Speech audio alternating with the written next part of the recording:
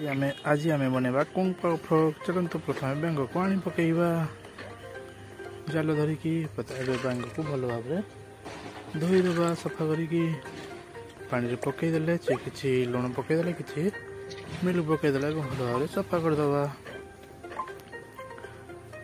बेंग को piece piece करी काटिदे।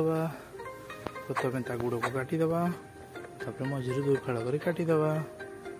आरटा को भी सेमती 4 फाड़ कर काटिदे। पत्र को काटिदे पत्र को भी काटिदे।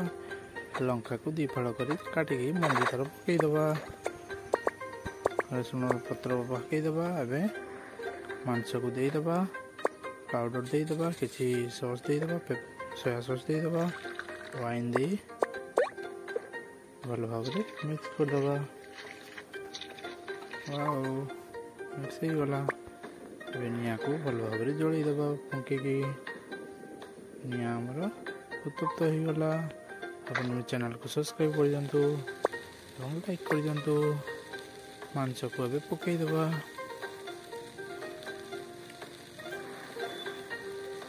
मांस को देदे अदा रसुण पेस्ट देदे और कटा होता प्याज लंका सब देदे।